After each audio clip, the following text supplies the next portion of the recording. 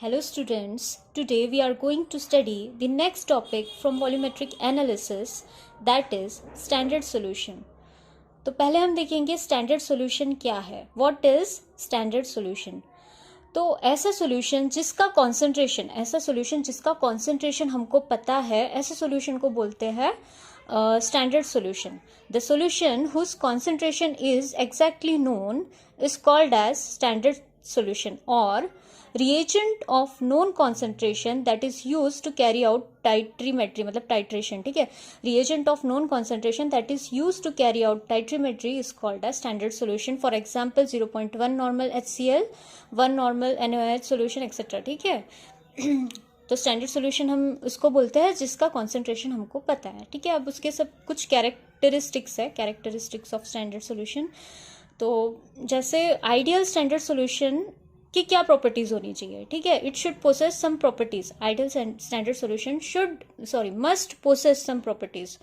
तो first property है उसका कि concentration should remain constant. Okay, concentration should remain unchanged for month और इवन ईयर्स. फॉर मंथ्स और इवन ईयर्स, मतलब स्टैंडर्ड सॉल्यूशन का कॉन्सेंट्रेशन काफ़ी अरसे तक चेंज नहीं होना चाहिए. वो है इसका first characteristic. Second, standard solution should react rapidly with analyte. Standard solution जो है it should react rapidly with the analyte. Third point, the reaction with analyte must be describable by the equation. Okay, describable by the equation, so that मतलब describable होना चाहिए ताकि हम proper calculation कर सके. ठीक है. Next point, complete reaction for detecting sharp and point. ठीक है, कंप्लीट रिएक्शन होना चाहिए for detecting the sharp and point. Fifth point, whenever we use standard solution its end point should be easily detected. ठीक है, हम जब भी standard solution use करते हैं उसका एंड पॉइंट इजीली डिटेक्ट होना चाहिए. ठीक है, this are the characteristics of standard solution. Next देखेंगे types of standard solution. What are the types of standard solution? There are two types of standard solution, that is primary standard and secondary standard. So पहले हम देखेंगे primary standard solution क्या है. ठीक है, तो primary standard solution किसको बोलते हैं? प्राइमरी स्टैंडर्ड सॉल्यूशन ऐसी सब्सटेंसेस जो बहुत हाई प्योरिटी की हो और जिनकी स्टेबिलिटी ज़्यादा हो, जिसका स्टैंडर्ड सॉल्यूशन बनाया जाए. कैसे बनाया जाए? By direct dissolving its accurately measured mass in given solvent by dilution.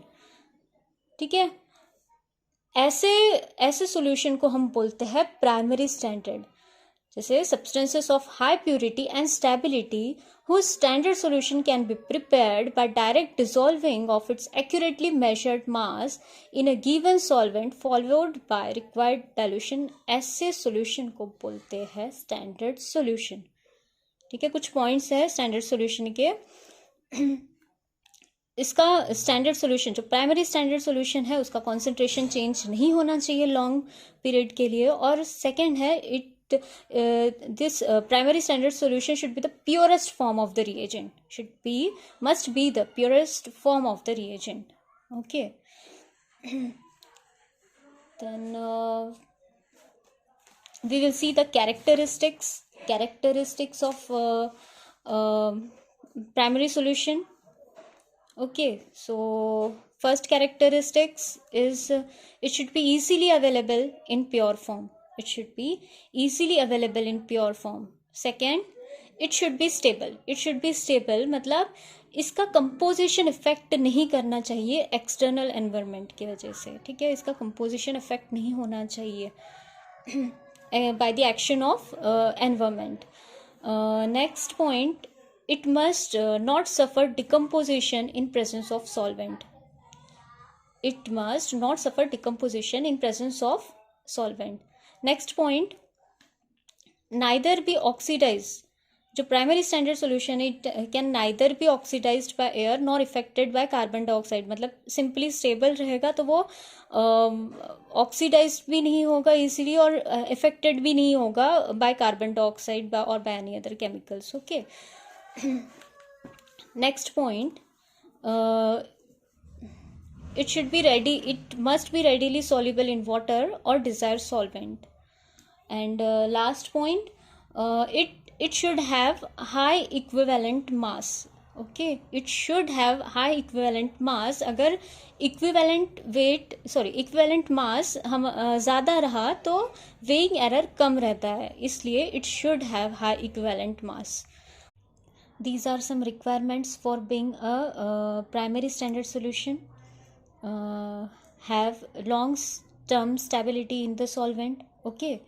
Second, react rapidly with the analyte, react completely with the analyte, and be selective to the analyte. These are some requirements for being a primary standard solution. Now there are some examples of primary standard solution like benzoic acid, sodium carbonate, sodium oxalate, and oxalic acid. Okay, these are some example of primary standard solution. Now we will see what is the secondary standard solution. Okay, secondary standard solution. तो secondary standard solution किसको बोलते हैं? Secondary standard solution ऐसी substances जिनको उस वक्त तक standard accept नहीं किया जाए जब तक उनको स्टैंडर्डाइज नहीं किया जाता. ठीक है, सेकेंडरी स्टैंडर्ड किसको बोलते हैं? ऐसी सब्सटेंसेस जिनको उस वक्त तक स्टैंडर्ड एक्सेप्ट नहीं किया जाए जब तक उनको स्टैंडर्डाइज नहीं किया जाए. ऐसे सॉल्यूशन, ऐसे सब्सटेंस के सॉल्यूशन को बोलते हैं सेकेंडरी स्टैंडर्ड सॉल्यूशन. ठीक है, the substances whose standard solution cannot be prepared by directly dissolving its accurately measured mass in a given solvent is called as secondary standard. जैसे हमने प्राइमरी स्टैंडर्ड में क्या देखे थे? सब्सटेंसेस हमने प्राइमरी स्टैंडर्ड प्रिपेयर किया था by dissolving its accurately measured mass in a given solvent by dilution, है ना. प्राइमरी स्टैंडर्ड में हमने ये देखा था. लेकिन सेकेंडरी स्टैंडर्ड में the substances whose standard solution cannot be directly prepared by dissolving its accurately measured mass in a given solvent. ठीक है, उसको बोलते हैं सेकेंडरी स्टैंडर्ड सॉल्यूशन. ठीक है, substances whose standard solution cannot be prepared by directly dissolving its accurately measured mass, और primary standard में prepare कर सकते हैं. ठीक है, it is called as secondary standard.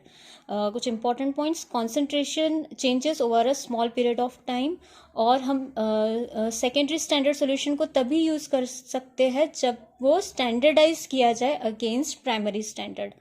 Okay, this is the secondary standard solution. अब उसके कुछ कैरेक्टरिस्टिक्स है, जैसे it has less purity than primary standard. Okay, less stable and it is more reactive than the primary standard. Okay, it is less stable and more reactive than primary standard. Next, it remains stable for long time. And next, it reacts selectively with analyte. And these are some examples of secondary standard: alkali hydroxides like NaOH, KOH. Okay, these are some example of secondary standard solution. Okay, now today we have seen what is standard solution. Standard solution whose concentration is known, that is standard solution. Then we see there are two types of standard solution, that is primary standard and secondary standard. तो primary standard देखा हमने, उसकी characteristics देखी, requirements देखी. Secondary standards, उसके characteristics and requirements. Okay, this is all about today's topic, that is about standard solution. Okay, thank you.